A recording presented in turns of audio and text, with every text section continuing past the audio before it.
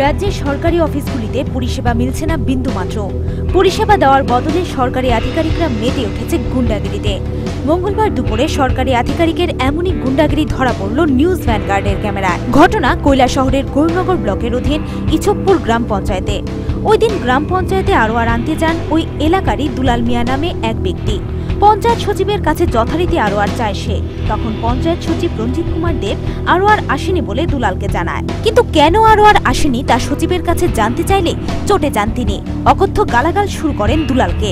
একটা সময় তাকে মারতে পর্যন্ত উদ্যত হয় সরকারি আমলা রঞ্জিত বাবু। গলতি হয়েছে নি তখন তাই উঠে কইছে গলতিটা খার হয়েছে।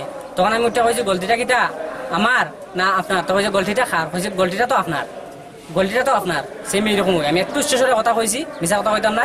তখন তাইনে কইছে, তখন তাইনে আমার চল লইছে মারতে হইয়া। তখন আমি প্রায় তাইনের টেবিল থেকে প্রায় 2-2.5 হাত আমি পিছনে ছিলাম।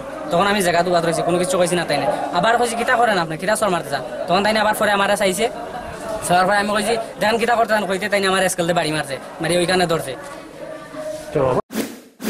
এ ব্যাপারে রঞ্জিত দেবকে জিজ্ঞাসা করা হলে নানান অজুহাত দেখে পুরো বিষয়টি এড়িয়ে যান তিনি।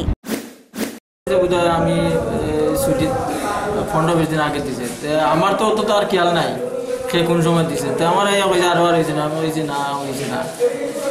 আমার আগে যারা আমি পরে যারা দিল এরা ভাই দিল, আমি খেলাম না। আমি কইছি এটা তো খেয়ে আগে দিয়ে খেয়ে পরে দিতে আমি তো কইতে পারতাম না। আর কালকেও পাঠাইছি তারা আরো আর আনতো, আরো আর সই হয়েছে না, আনতে পারছে না। তো আইও কাইলে দেন আর কইল হ্যাঁ আগে আবার কইতে হ্যাঁ হেরা ভাইলো আমারটা খেয়ে আইলো না।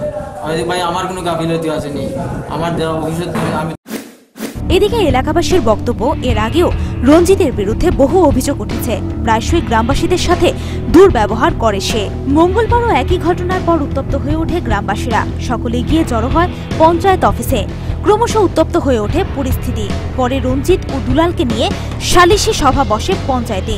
তখন রঞ্জিত তার ভুল স্বীকার করে দুলালের কাছে ক্ষমা চাওয়ায় শান্ত হয় গ্রামবাসীরা, স্বাভাবিক হয় পরিস্থিতি।